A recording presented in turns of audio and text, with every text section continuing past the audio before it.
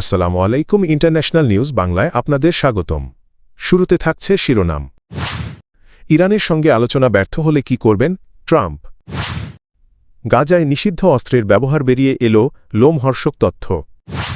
ট্রাম্পকে নিয়ে তর্ক করায় মেয়েকে গুলি করে হত্যা।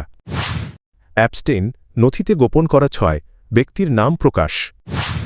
মোদি সরকার ভারত মাতাকে বিক্রি করে দিয়েছে রাহুল গান্ধী। মার্কিন প্রেসিডেন্ট ডোনাল্ড ট্রাম্প বলেছেন, ইরানের সঙ্গে পারমাণবিক ইস্যুতে আলোচনা চালিয়ে যেতে চায় যুক্তরাষ্ট্র, তবে কোনো সমঝোতায় পৌঁছানো না গেলে সামরিক পদক্ষেপের সম্ভাবনাও নাকচ করেননি তিনি।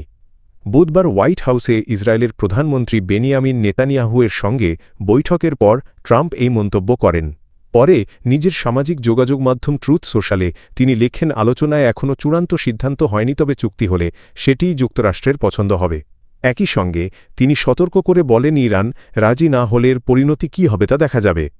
ট্রাম্প 2025 সালের জুনে ইরানের পারমাণবিক স্থাপনায় যুক্তরাষ্ট্রের হামলার কথাও উল্লেখ করেন, যা আগের আলোচনা ব্যর্থ হওয়ার পর চালানো হয়েছিল বলে তিনি দাবি করেন। এর আগে গত 6 ফেব্রুয়ারি ওমানের মাসকাটে যুক্তরাষ্ট্র ও ইরানের মধ্যে প্রথম দফা পরোক্ষ আলোচনা অনুষ্ঠিত হয়। ট্রাম্প ওই আলোচনা খুব ভালো হয়েছে বলে মন্তব্য করেন। অন্যদিকে ইরানের পররাষ্ট্রমন্ত্রী আব্বাস আরাঘচি জানান, আলোচনায় মূলত পারমাণবিক কর্মসূচিই প্রাধান্য পেয়েছে। এদিকে ইরানের জাতীয় নিরাপত্তা পরিষদের সচিব আলী লারিজানি বলেছেন, আলোচনায় ইসরায়েলের চাপ যেন প্রভাব না ফেলে সে বিষয়ে সতর্ক থাকতে হবে। একই সময় ওয়াশিংটনের নেতানিয়াহু মার্কিন মধ্যপ্রাচ্য দূত স্টিভ উইটকফ এবং ট্রাম্পের জামাতা জ্যারেড কুশনার এর সঙ্গে বৈঠক করে আলোচনার অগ্রগতি পর্যালোচনা করেন। গাজা উপত্যকায় ইসরায়েলি অভিযানে আন্তর্জাতিকভাবে নিষিদ্ধ থার্মোবারিক অস্ত্র বা ভ্যাকুয়াম বোমা ব্যবহারের গুরুতর অভিযোগ উঠেছে।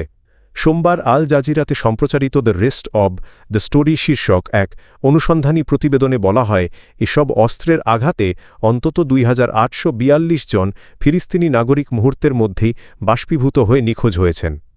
প্রতিবেদনে উল্লেখ করা হয়, 2023 সালের অক্টোবরে গাজায় আগ্রাসন শুরুর পর থেকে গাজার সিভিল ডিফেন্স টিম ধ্বংসস্তূপে এমন পরিস্থিতির মুখোমুখি হয়েছে যেখানে নিহতদের হাড় বা মাংসের ক্ষুদ্র অংশ ছাড়া কোনো দেহাবশেষ পাওয়া যায়নি।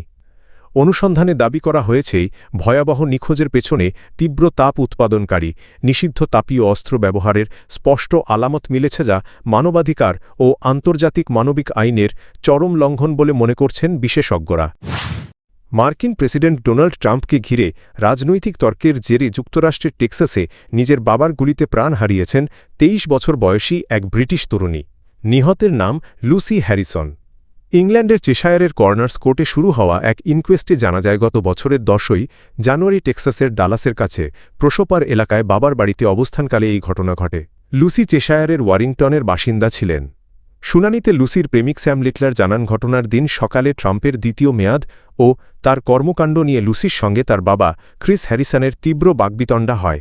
এতে লুসি মানসিকভাবে ভেঙে পড়েন। তদন্তে উঠে আসে, ওই দিন বিকেলে বিমানবন্দরে যাওয়ার আগে ক্রিস হ্যারিসন মেয়েকে তার নতুন কেনা গ্লক 9mm হ্যান্ডগান দেখাতে বেডরুমে নিয়ে যান। কয়েক সেকেন্ডের মধ্যেই গুলির শব্দ শোনা যায়। পরে লুসিকে রক্তাক্ত অবস্থায় মেঝেতে পড়ে থাকতে দেখা যায়। আদালতকে জানানো হয়, ক্রিস হ্যারিসন মদ্যপানের সমস্যায় ভুগছিলেন এবং ঘটনার দিন প্রায় 500 মিলিলিটার মদ পান করেছিলেন। পুলিশ ঘটনাস্থলে তার নিঃশ্বাসে অ্যালকোহলের গন্ধ পাওয়ার বিষয়টি নিশ্চিত করেছে।